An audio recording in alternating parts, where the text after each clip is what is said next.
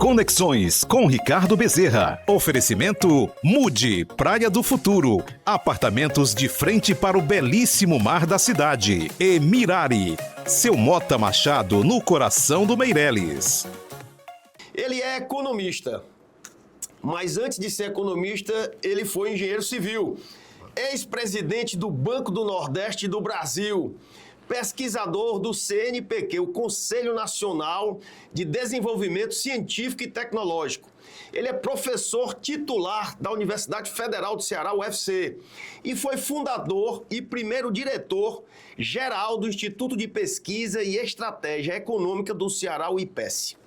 Meu amigo, minha amiga, poucos dias após o tal tarifaço do Trump, hoje nós vamos conhecer a história e o pensamento sobre o momento atual de uma das maiores autoridades do Brasil em economia nacional e internacional.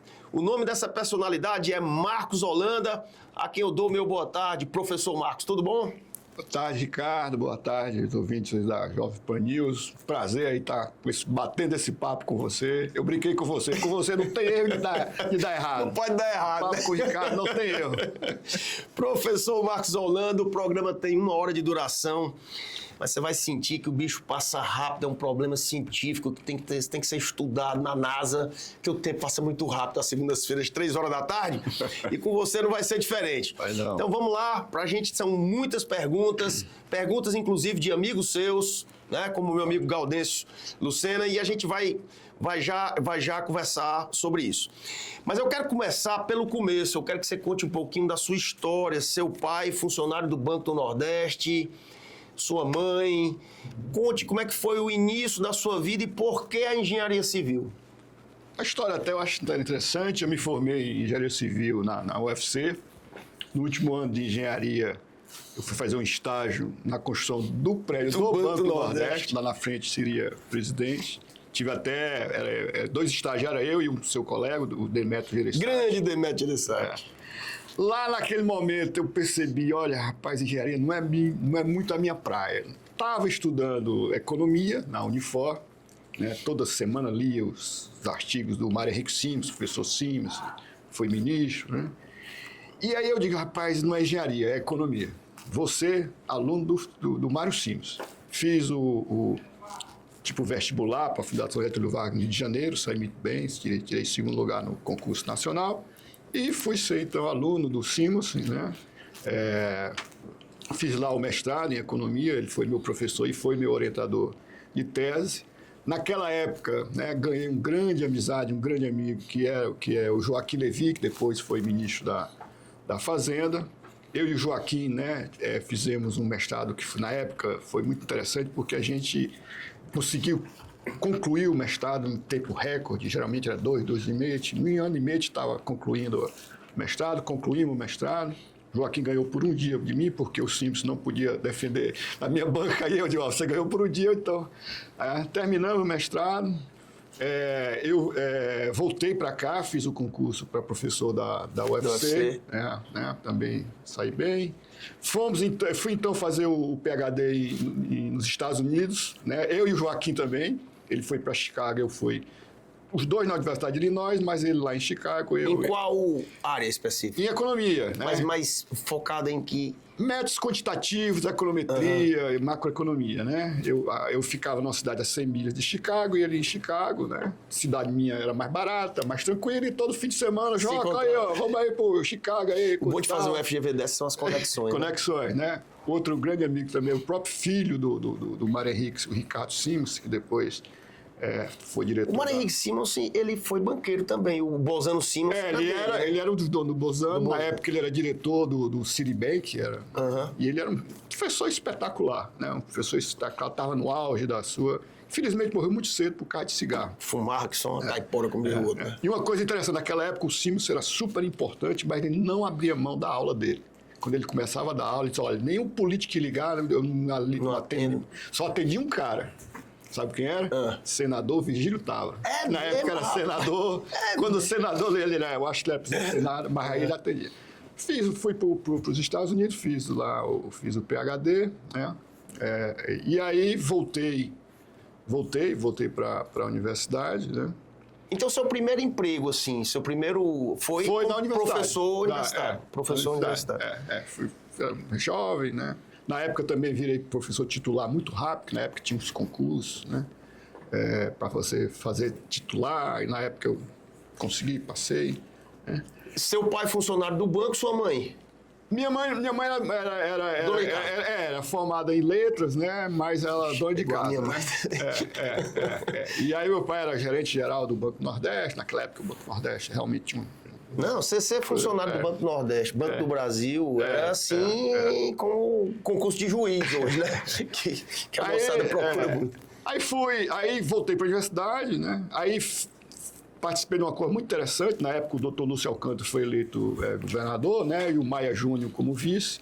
E o doutor Lúcio e o Maia me chamaram, me convidaram. Olha, nós estamos querendo criar um instituto de pesquisa novo no Estado, uma coisa diferente, muito técnica, muito enxuta, para ser tipo uma cabeça pensante das políticas públicas do Estado. Você topa? Eu digo, doutor Lúcio, eu topo, mas eu queria liberdade técnica para realmente formar esse negócio técnico, né? Uhum.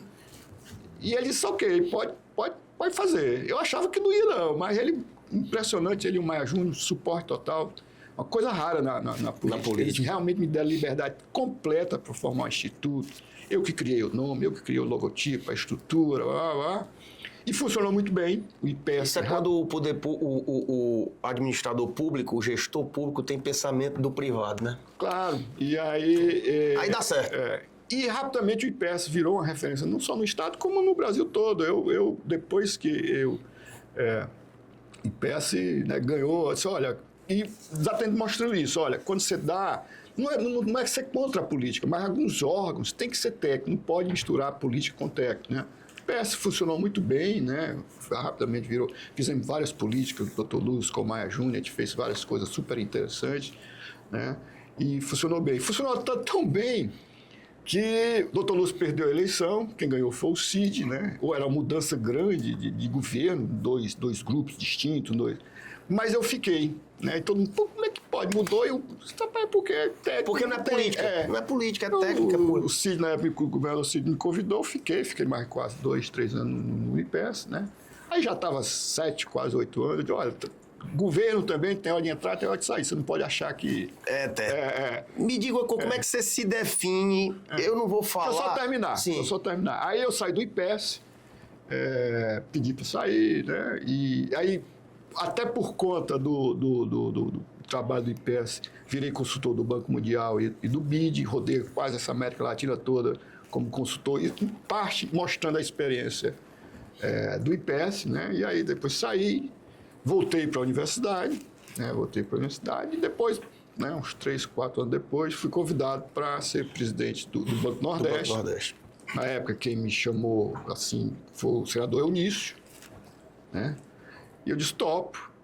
Até porque eu tive um apoio fundamental para ser o presidente do banco. Quem era? Era o ministro da Fazenda. Quem era o ministro da Fazenda? Joaquim Levy. Não podia ser diferente, não podia ser diferente. E aí fiquei no Banco Nordeste, eu acho, quase 3 anos, né? E aí, no final, uma fase difícil, na época já era o Temer como presidente, a questão política, né? E aí fiquei quase 3 anos, saí do banco, né? Entreguei o que eu tinha prometido, acho que é importante, você falou do Banco Nordeste, eu assumi o Banco Nordeste, né? Eu acho que o Galdense também lembra disso, prometendo 3, 4 princípios que eu não ia abrir mão: meritocracia, inovação, resultados e ética, né? Não abri mão de entregar meus compromissos, entreguei. Talvez até por causa disso fiquei menos do que poderia ficar. Saí do banco, né? Também o Joaquim saiu antes do que deveria ficar, né? Também teve problema lá na época, ainda com a Dilma. Saí do banco, voltei para a universidade e estou aqui fazendo o que eu gosto, conversar sobre economia com os amigos. Como é que você se define ideologicamente na economia? Você é um capitalista daquele, na essência, puro, liberal, total, Estado que vai cuidar das coisas básicas? Ou você... Eu procurei o termo correto e encontrei capitalista social, tá? Tem esse termo mesmo? Existe?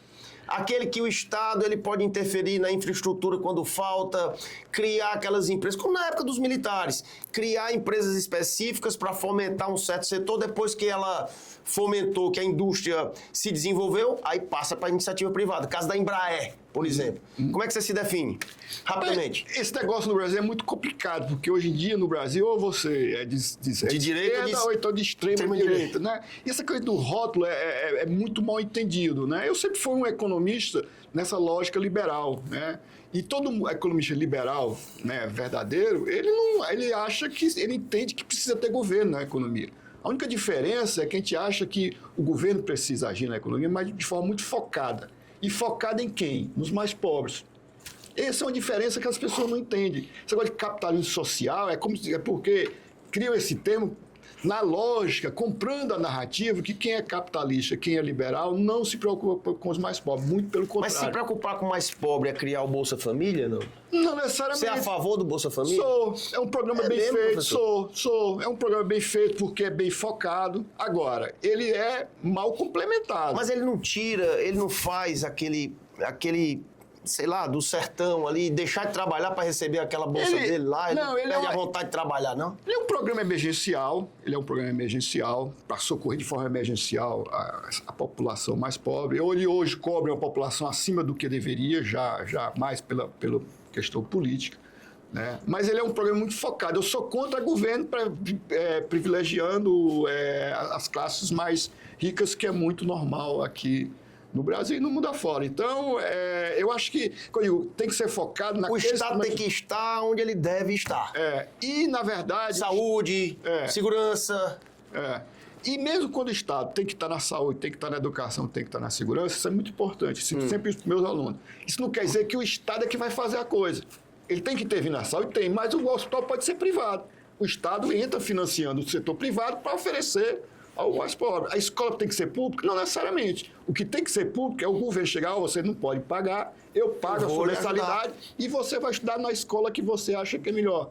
Então, o Estado, né, ele tem que ser o viabilizador, mas não tem que ser o operador, como é muito comum no Brasil, e em função disso, os serviços públicos são muito ruins. Os serviços públicos no Brasil podiam ser melhor se ele fosse ofertado pelo setor privado, financiado pelo setor público. Professor Marcos Holanda, então politicamente eu diria que você é um centro-direita, vamos dizer assim. Um centro-direita. Centro, mais focado ali... Eu não tenho receio de dizer que sou direita nessa lógica, porque eu não sei direita. Eu sou um cara que acredita em alguns princípios, né? Princípio econômico. Estado focado, concorrência, tem que ter concorrência. Livre iniciativa, direito de propriedade. Respeito à propriedade privada, etc. Abertura do Estado para internacional e um governo focado em resultados. Toda a experiência lá com o IPES, no governo do Dr. Lúcio, que a gente virou uma referência, é essa lógica. Olha, governo é para entregar resultado. Essa história de só fazer obra não é papel do governo, porque aí é muito fácil. Só fazer obra, faço escola, a escola não ensina os alunos. Faço hospital, o hospital não atende. Faço a estrada não leva a nada. Isso não é governar. Eu quero saber o resultado. O aluno está aprendendo, as crianças estão sendo atendidas, a estrada está gerando negócio. Né? Então, esse é o papel, a lógica do Estado. Governo, do Estado. Meu amigo Marcos Holanda, seu pai... funcionário do Banco do Nordeste, e de repente o filho dele assumiu a presidência do Banco do Nordeste. Te pergunto, naquela hora que você assumiu, foi convidado foi nomeado e assumiu, deve ter tido uma solenidade de assunção do cargo, deu um orgulho danado, deu não? Foi que passou pela tua cabeça e pelo teu peito aí? Aí foi uma emoção grande, da parte dele maior ainda. Imagina um cara que dedicou a vida toda ao Banco do Nordeste, né? A vida dele foi essa, ver o filho... Ser presidente do banco. E ele, rapaz, meu filho, tu tá sabendo o tamanho desse negócio, desse desafio. Tu vai mesmo encarar isso? Eu digo, vou, se incomode. Não, porque eu tenho um professor, que é você, então... Vou tirar de letra. Não vai ter erro, não. E ele é muito orgulho, né? É óbvio que também é orgulho para mim, né? Tem uns bastidores que é até interessante, eu acho que vale a pena contar, né? Vale a pena contar, para você ver como é uma coisa. Quando o Paulo Guedes assumiu, né, eu fui aluno do Paulo Guedes, né? O Paulo Guedes é muito amigo do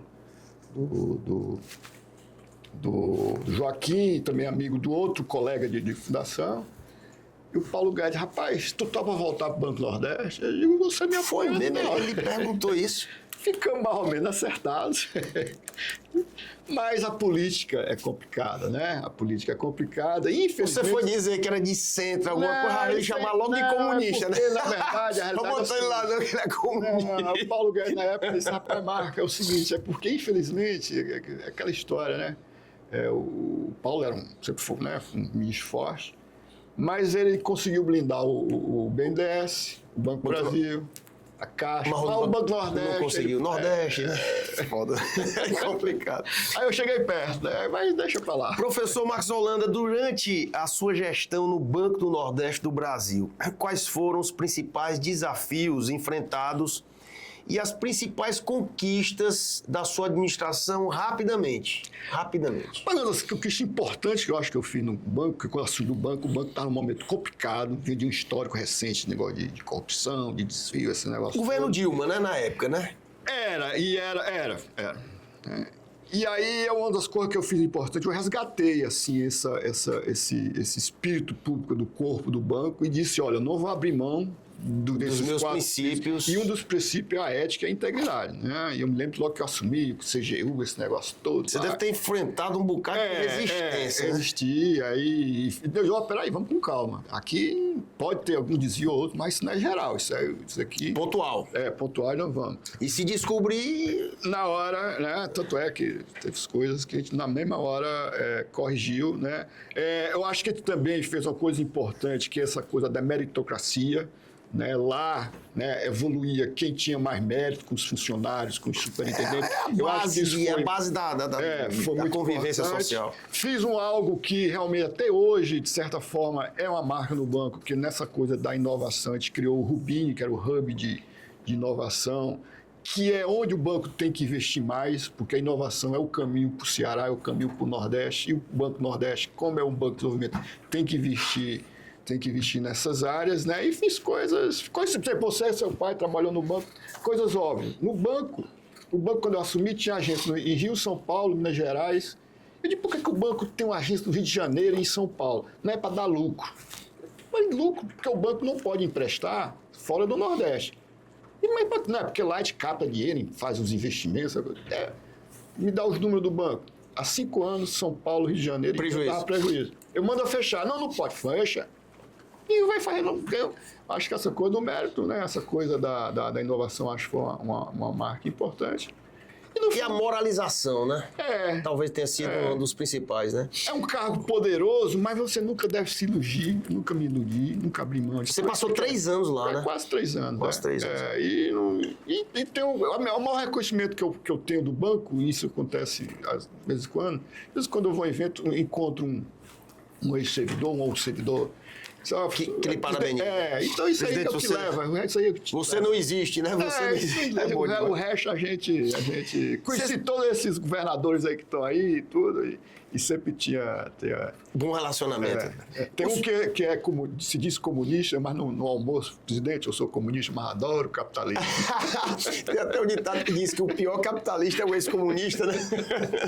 Quando prova do mel se lambuza. Professor, você sempre defendeu o papel do Banco do Nordeste como banco de desenvolvimento regional. Tanto é que fechou a agência em São Paulo e em outros locais que não o Nordeste. Como é que você avalia o papel das instituições financeiras públicas do Brasil no momento atual, hoje? Minha grande assim, luta no banco foi exatamente isso. Olha, o banco não pode querer ser banco comercial e banco de desenvolvimento ao mesmo tempo. Ele era no passado, na época do meu pai, do seu pai, lá no passado. Hoje o banco, né? Hoje a competição é muito grande, né? Os bancos se valorizam muito, né? E eu sempre tive como princípio o seguinte: você tem que fazer aquilo que você faz bem. Você é um cara exemplo disso. Você faz bem aquilo que você faz. E por isso você tem... Eu digo, o nosso papel é ser banco de desenvolvimento. Essa coisa do banco comercial é muito complementar, né? E nós temos um grande fundo de desenvolvimento, que é o FIE. Então o papel é fazer bem feito isso aqui. Isso é que nós temos que fazer. Eu acho que isso aí é uma coisa importante. E eu vejo, né, que as instituições públicas no Brasil, às vezes, né, por exemplo, o atual governo houve uma coisa muito ruim, né? Na época que eu estava no banco, até por influência muito forte do senador Tasso, foi aprovada a lei das estatais, uma lei importantíssima que blindava as estatais das nomeações políticas. Isso foi enfraquecido, isso não é bom. né? Porque não tem coisa pior do que uma estatal mal gerida em termos de desperdício do dinheiro público. Né? Então, com respeito, vocês que estão acompanhando aí o mercado, o Banco do Brasil perdeu quase 30% do valor, né? Eventualmente, porque a política está avançando o Unieltec. Em cima é um absurdo. Não funciona. Agora, você imagina, professor Marcos Holanda, se o Banco Central não tivesse autonomia, como é que esse país não estaria hoje, né? Você vê... Eu acho que a autonomia do Banco Central foi um dos grandes... Com certeza. Uma das grandes coisas, foi o Temer que conseguiu, com certeza, eu acho que foi Não, foi o Bolsonaro. Foi o Bolsonaro? Paulo Guedes. Foi o Paulo Guedes? Foi mesmo, rapaz. Paulo Guedes, foi o Paulo Guedes. Rapaz. E uma das grandes conquistas. E para você ver como o mundo é engraçado, né? A princípio, Lula e Trump são o inverso. Aqui o Lula é contra a independência e pressiona o presidente do Banco Central a baixar o juros na marra. O Trump faz a mesma coisa lá. É contra a independência e quer que o Powell... Então, é um grande ativo que um país pode ter, é um Banco Central independente. Porque o papel do Banco Central é muito limitado. É controlar a inflação. Fica aí, a gente volta já já. Um minutinho.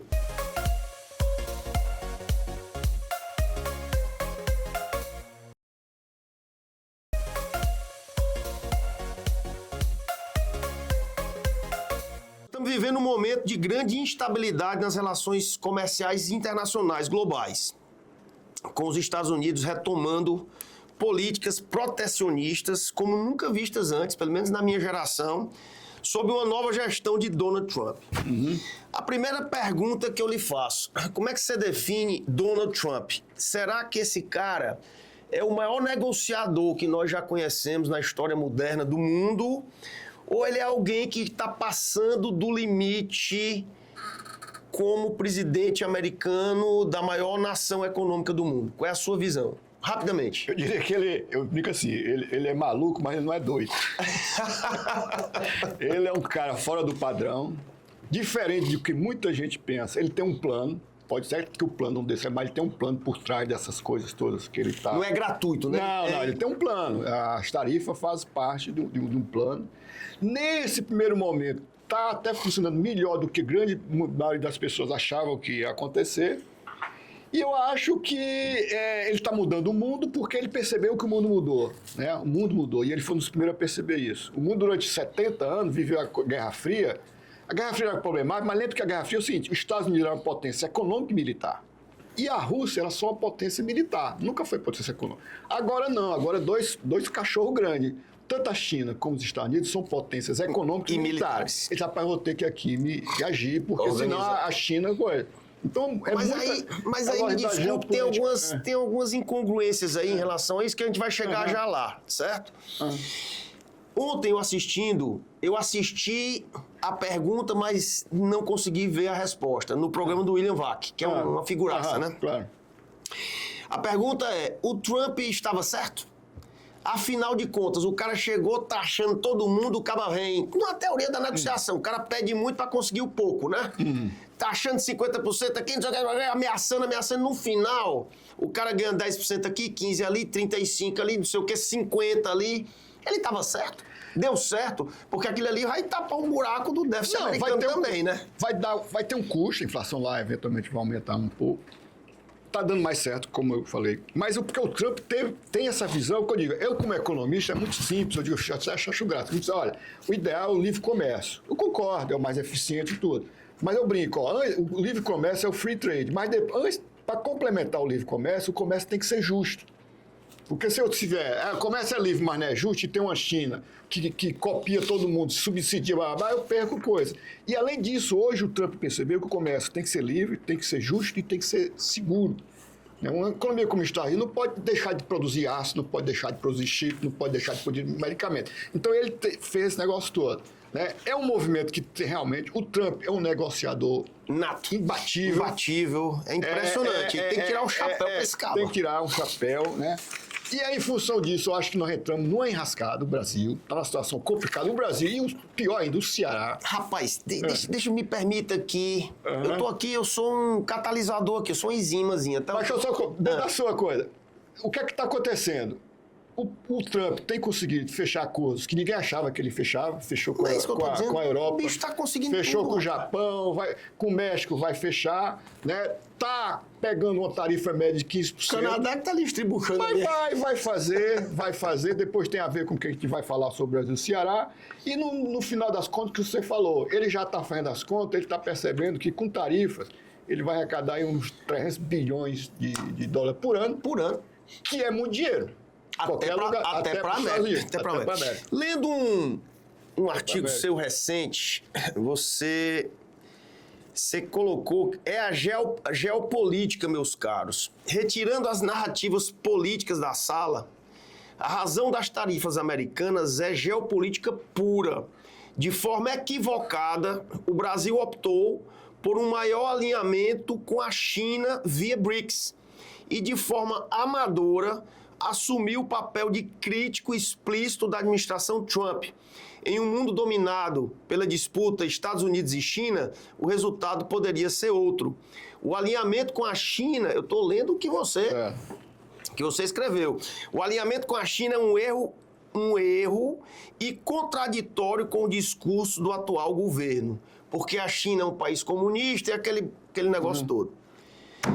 Eu pergunto a você, o fato do Brasil estar se alinhando mais com a China, você soube que o tarifaço do Trump no café, na mesma hora o governo chinês abriu para 138 empresas brasileiras exportarem café para a China. O México, que era comprador de carne, mas estava lá em quarto ou quinto lugar, se transformou no segundo maior, para não dizer que é só China, né? No segundo maior mercado, ganhou dos Estados Unidos. Pergunta a você, a culpa do Brasil estar sentado no colo da China não é do tarifaço, não? Na verdade, não. Eu acho que eu estou escutando essas coisas, México, China, tudo. Eu acho que isso é muito mais desejo que realidade, né? Essa ideia de que vai resolver o problema, a China comprando o que o Estados Unidos comprava e o México ou qualquer outro, não vai acontecer. Por que você acha que a Europa concordou com 15% de tarifa? Por que o Japão concordou? É porque, é óbvio, a realidade mostra que ninguém substitui o consumo americano. Ele é imprescindível para qualquer A China país. Não vai comprar esse excedente do Brasil, até porque o plano da China é exatamente... Por que a China exporta feito uma louca? Porque ela não consegue consumir o que produz. O consumo do chinês é limitado, porque a China ela controla muito os salários dos trabalhadores, essa coisa toda. Então não vai ser a China que vai consumir o que os Estados Unidos consomem. A Europa percebeu isso, o Japão percebeu isso. E esse discurso de que a gente vai conseguir... esquece os Estados Unidos que a gente arruma outros compradores. A China tem um problema, né, professor? Porque ela é muito compradora, ela é exportadora de produtos manufaturados. Uma das contradições Não é isso, mas ela importa muito produtos de primários, né? Minério de ferro, não sei o quê. O cara só exportar para a China, ele não vai exportar máquina nunca.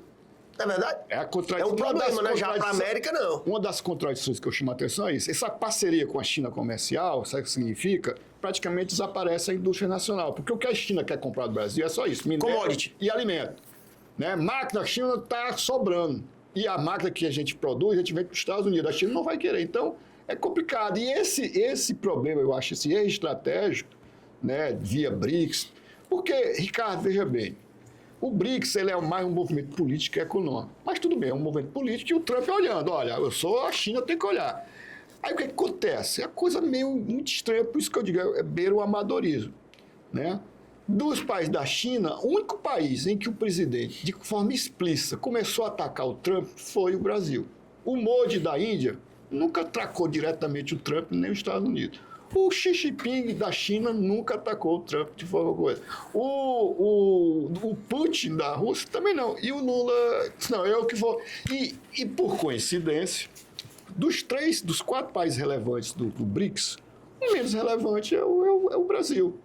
E o que me surpreende é porque eu vi no jornal, sábado ou foi domingo, O presidente Lula novamente atacando. Rapaz, eu tenho que criar uma moeda alternativa e tudo. Ele não está entendendo o tamanho acho que do alguém problema. não explicou direito para ele, ou ele não está querendo entender, Não né? está entendendo o problema. Eu achei estranho o professor... Porque ele já Marcos. devia estar... Mas não, continua. Não, nós temos que acabar com o dólar. Você se lembra recentemente, quando veio essa questão do dólar nos BRICS, não sei o quê, o Lavrov, que é o ministro de Relações Exteriores da Rússia, isso não é coisa nossa, não, isso é coisa do Lula. Botou logo o Lavrov, não era nem o Putin. Porque ele diz, olha, eu não vou, eu que sou eu com o meu Putin. Outra coisa, dos 4, o único que não tem bomba atômica é o Brasil. Ó. Você tem bomba atômica, a Índia tem, né? E a Índia tem, a Rússia... A Índia, Paquistão, Rússia, China... É a China. Todos têm. E aí, então, eu digo, essa estratégia, né? E é o que eu tenho chamado a atenção, Ricardo, é porque eu acho grande a estratégia. Porque a minha visão de mundo vai acontecer isso, né? Você vai ter um grande bloco lá na Ásia pela China, Europa e as Américas. E o que eu tenho alertado é que as Américas, as 3 Américas integradas, elas de longe vão ganhar essa competição no mundo porque elas são a região que tem o maior potencial de mais riqueza energética, de alimento, de base industrial, de democracia, de cultura, vai juntar um chinês com um indiano, com um vietnamita. A Europa, hoje em dia, eu brinco assim, a Europa é basicamente a Disneylândia dos velhos, porque a Europa é uma Disneylândia. A Europa, eventualmente, não vai ter mais muita perspectiva. E a gente perseguindo essa ideia de que a gente vai liderar o BRICS nesse discurso. Não vai dar certo. Né? Nós vamos sofrer, principalmente o nosso... precisa cair a ficha, né? Precisa cair a ficha. Você falou em bomba atômica, agora eu me lembrei, falando de geopolítica, né? Eu nunca me esqueci. Eu sempre tive muito essa ideia na cabeça. Você tem que ter... Não tem, né? O temor de Deus é a chave da sabedoria, né? Né? Papai dizia muito isso, o temor de Deus é a chave da sabedoria. O temor dos homens é a tal da bomba atômica até hoje. Até hoje. E eu me lembro que o Collor foi que assumiu e entrou no Tratado de Não Proliferação. Foi um erro crasso. Um erro crasso. Se o Brasil tivesse essa bicha, teria mais respeito. Com certeza. Teria mais respeito. Porque no mundo da geopolítica, né? O que vale, né, esse poderio aí é muito importante. Você não acha, professor Marcos de Holanda, o diabo do tempo aí, 32 minutos já, tenho que chamar um comercial, mas a última pergunta.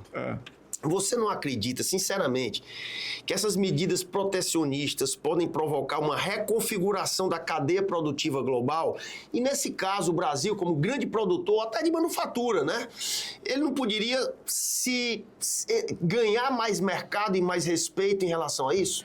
Com certeza. Deixar dessa dependência, que já deixou, né? A América não é mais o principal importador do mercado brasileiro. Mas você não acha, não?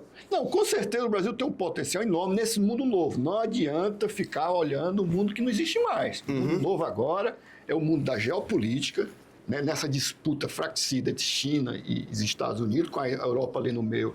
Né? Então, ele tem que ter essa realidade. O Brasil tem um potencial enorme. O erro que eu percebo hoje é que, primeiro, o Brasil está fazendo essa preferência de forma mais forte em aderir ao bloco via China do que aderir ao bloco, não é se submeter aos Estados Unidos, mas entender, né, que essa configuração de poder entre China e Estados Unidos, essa configuração das Américas, né, que envolve todos os países da América Latina, não vai deixar de negociar com a China e tudo, mas mais preferencialmente nesse bloco americano, que eu acho que é mais robusto e mais sustentável e mais coerente com o Brasil. Porque o Brasil, né, nesse relacionamento com a China, eu não vejo muito ganhar. Poucas pessoas... Só commodity. Ninguém entende o modelo chinês, porque a China virou, de certa forma, aí a turma mais da esquerda, agora o exemplo é a China. Ele não entende o que é a China. O modelo econômico chinês é totalmente contraditório com essa história do que é ser esquerda. Ele é montado em cima da exploração do trabalhador. Por que a China poupa tanto? Você sabe por que é? Não, explique. É porque o trabalhador da China, ele não tem Bolsa Família, ele não tem aposentadoria, ele não pode mover da cidade para ir trabalhar onde ele quer, ele não tem seguro de saúde. Então, ou ele poupa, ou ele, quando tiver velho, ele simplesmente não tem para escorrer. Então, poupar para eles... É necessidade. É vida ou morte. É vida ou morte. Por isso que eles poupam tanto.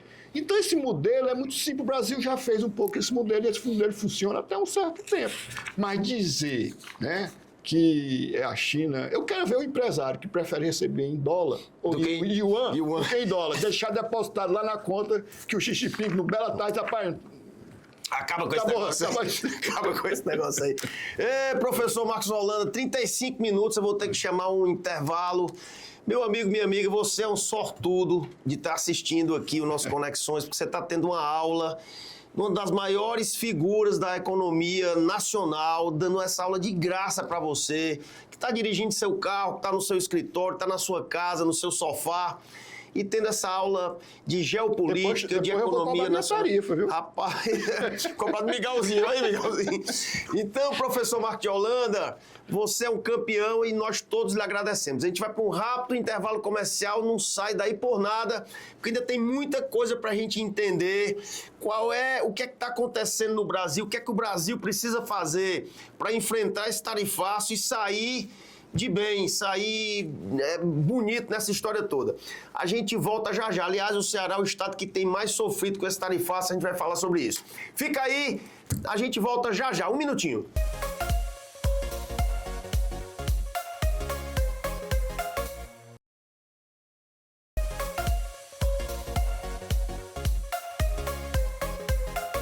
De volta ao programa Conexões Especial, professor Marcos Holanda, uma das maiores autoridades em economia nacional e internacional do Brasil. Um cara realmente fora da curva e a gente tem que aproveitar cada segundo dessa conversa com ele aqui. Professor Marcos Holanda, a gente está vendo aí que o estado mais afetado, né, por esse tarifaço do Trump foi efetivamente o Ceará, né?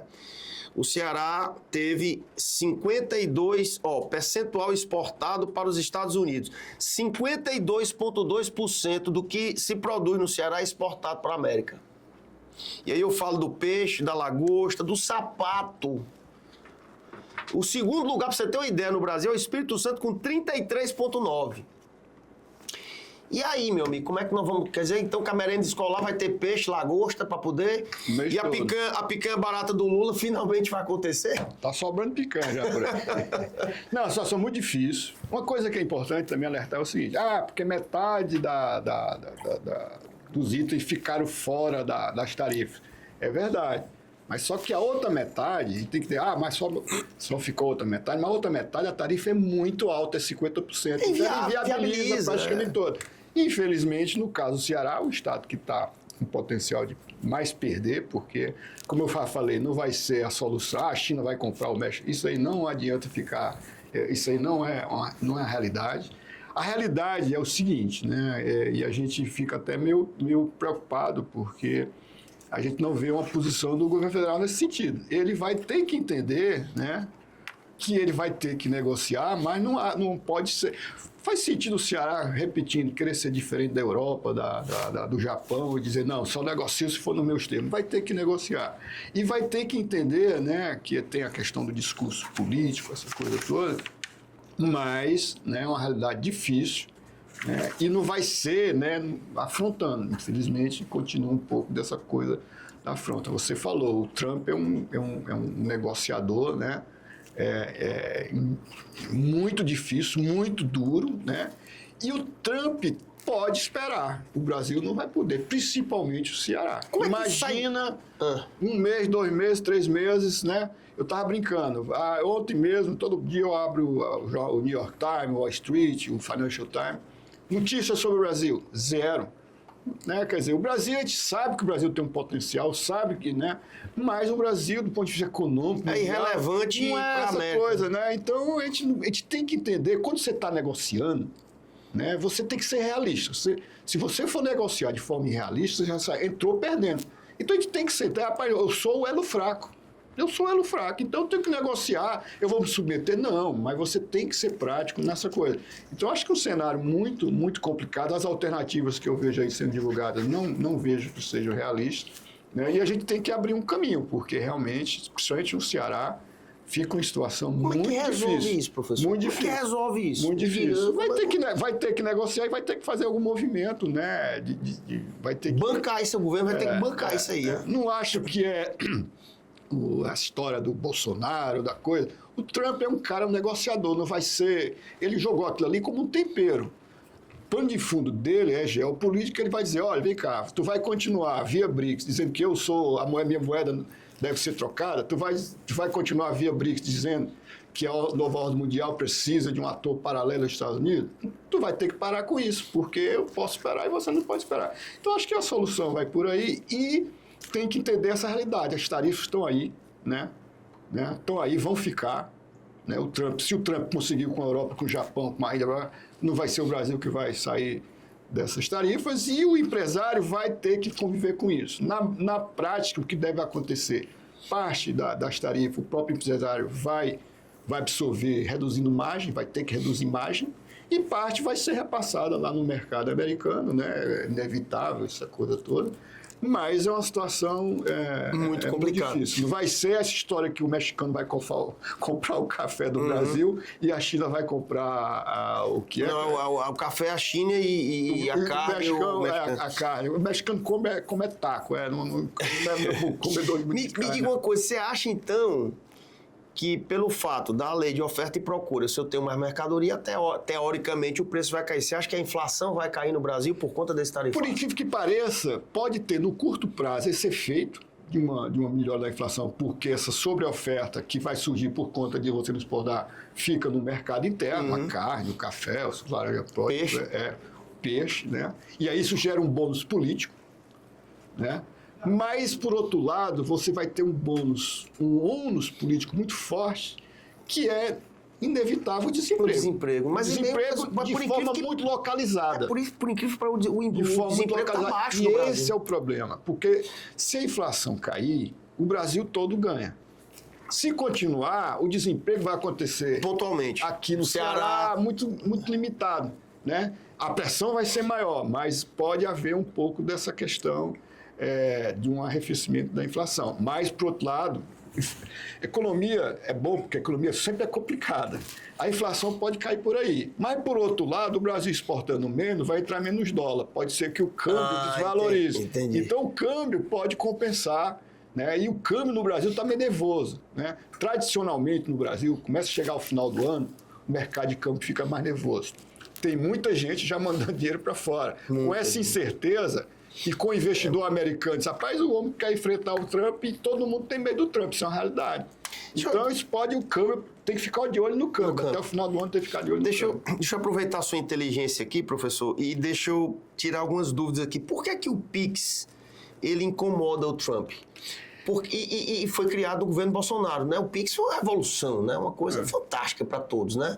Você oficializa a economia, né? Acaba com a informalidade, fica muito fácil você ver o dinheiro circulando. Qual é a sua opinião sobre o Pix e por que ele incomoda tanto o americano? Na verdade, eu acho que é uma narrativa, né? Quer dizer, o Pix é uma grande inovação feita na época, né, do Campos Neto, né?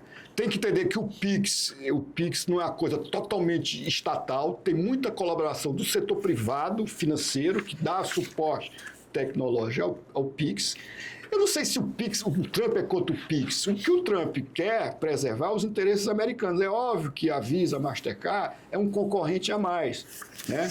Mas não... E com todo respeito, né? Aí, não, a alternativa no Brasil que está surgindo, não. Vamos abdicar da Visa, do Mastercard, porque tem lá uma bandeira chinesa, né? Quer dizer, você vai abrir de mão do Visa e do Mastercard para ter lá a empresa de pagamento chinesa? Eu tenho minhas dúvidas. Então, eu acho que o Pix é mais na coisa da competição, né? Que aí é uma coisa importante. O nosso mercado financeiro, por incrível que pareça, é mais moderno do que o americano, né? Você, às vezes, nos Estados Unidos, o Pix não é instantâneo, vai depositar um dinheiro de um banco para outro nos Estados Unidos, leva 1-2 dias. Então, ele é muito mais, a gente tem que ver o Pix muito mais como uma coisa boa que a gente é capaz de fazer, do que dizer que ele quer acabar com o Pix. Eu acho que isso aí é um certo exagero. Rapaz, o Gaudêncio mandou aqui umas perguntas. Gaudêncio, eu vou pular as primeiras. Tem um cunho muito político aqui. Eu vou falar só sobre a economia aqui. Vou fazer 2 perguntas, que é minha obrigação. Aliás, claro. Ele é que fez a ponte com você. Agradeço aí. Gaudêncio, um abraço para ti, bicho. Amigo. Vamos falar sobre... Amigo dele, muito amigo do filho dele, que é também outro gênio. Mais espetacular. Outro gênio. Vamos falar sobre o panorama econômico brasileiro atual. PIB, começar pelo PIB. Os economistas e instituições financeiras estimam um crescimento de 2% para 2025 e 1,6% em 2026. Inflação acima de 4,5%, longe da meta de 3% e persistindo em 2026. Taxa Selic atualmente em 15%, a maior desde 2006, com expectativa de manutenção ao longo de 2025. A segunda maior taxa de juro real do mundo. Em primeiro lugar, a Turquia com 14,44%. A segunda é a Turquia, a primeira é a nossa, né? Uhum. Brasil com 9,53%, logo depois a Rússia deve ser o juro líquido, né? Juro real. Juro real. É. Turquia 9,53% o Brasil, Rússia em guerra com 7,63%. Pergunta, é possível o país crescer e se desenvolver com esse cenário econômico? Com certeza não, quer dizer, a economia ainda está crescendo, vai crescer 2% acima do que se esperava 1,5%, vai ter. Por quê? Porque o governo está gastando como um maluco, né? O governo gasta, e isso gera crescimento de curto prazo, mas, por outro lado, a inflação não consegue cair, né? E essa combinação, crescimento moderado, mas com inflação alta e o juro alto vai continuar alto, não tem jeito, né? Quer dizer, a ideia de que o juro... A gente tem que pensar, enquanto o governo continuar gastando como está gastando, o juro não vai cair e qualquer empresário sabe que com esse juro é inviável, né? É difícil. Mas lembrando que esse é um juro que vai ter que ser solucionado. Só vai ser solucionado quando resolver o problema fiscal do Brasil. Então o Brasil pode crescer até um pouquinho mais esse ano, a inflação ficar entre 5%, 6%, mas é insustentável. Né? Insustentável. Eu acho que a gente está caminhando, todo mundo está sabendo disso, né? Que é insustentável e em 26 já vai ser muito difícil, e em 27 alguém vai ter que pagar a conta. O novo governo que assumir vai ter que fazer um ajuste que realmente muito forte. Muito forte. Não adianta, não existe mágica e é muito complicado. Rapidamente, sabe o que está acontecendo? Eu pensei, e muitos pensaram que talvez uma taxa de juros dessa pudesse arrefecer o mercado imobiliário, mas está acontecendo justamente o contrário. As pessoas estão com medo, professor. As pessoas estão com medo porque elas veem o dinheiro evaporar. Esse negócio de juro muito alto, o cara começa a querer comprar um carro que custava tanto, hoje é não sei quanto. O imóvel era R$500 o metro, já está 1.500. Tudo subindo mais do que... A teoria, assim, psicologicamente, você acha que está ganhando os 15%, quando o mercado real ele está aumentando muito mais do que isso. Mas então, as pessoas estão imobilizando para se garantir, sabia? Nós nunca vendemos tanto apartamento. Mas não é porque o juro está alto. A história é o seguinte, como o juro está tão alto, todo mundo rapaz, com esse juro o país quebra. Antes de quebrar, vamos ou se ele resguardar. Quebra, ou ele vai ter que pagar com a inflação. Antes que ele pague com a inflação, eu vou para os imóveis, que é os ativos reais. Isso acontece sempre. Né? Como vai quebrar, ou ele vai gerar inflação, ou vai quebrar. Antes de fazer isso, eu vou me garantir. Mesmo com o juro tão alto, mas eu vou garantir, porque ali eu me protejo como qualquer coisa. Está explicado, tá aí, eu queria essa explicação. Vamos lá, mais uma do Galdêncio aqui. Dívida percentual do PIB e déficit público. Qual é a sua análise sobre o futuro do Brasil para os próximos anos com base nos seguintes dados econômicos? O bicho é foda. Dívida pública brasileira em 2018, menos 75,35% do PIB. Em 2022, 71,7%, menos 3,6 pontos. Em abril de 2022, 71,7%. Já em abril de 2025, 76,1%, mais 4,5 pontos. Projeção do FMI para 2026, 85%. 8,8 pontos a mais. Déficit nominal gira em torno de 8% do PIB, um dos maiores entre os países emergentes. E aí? O Brasil deve muito, a dívida é alta e a dívida continua subindo. Isso não dá certo. Por isso que está todo mundo amedrontado com 26, 27, né?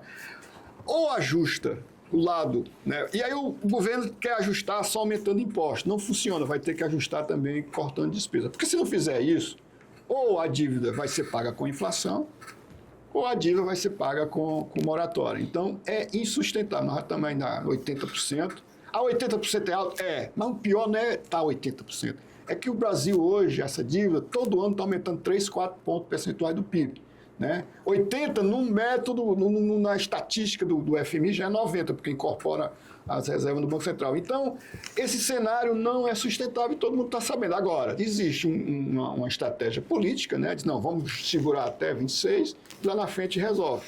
Né? Se vai dar tempo ou não vai, não sei. Mas que o Brasil vai ter que enfrentar essa realidade dura que alguns países já enfrentaram é inevitável. O Brasil não é... mas os Estados Unidos é 110%, 100%. Lá no Japão é 200%. Mas o Brasil não é Japão, o Brasil não é Estados Unidos. Cara.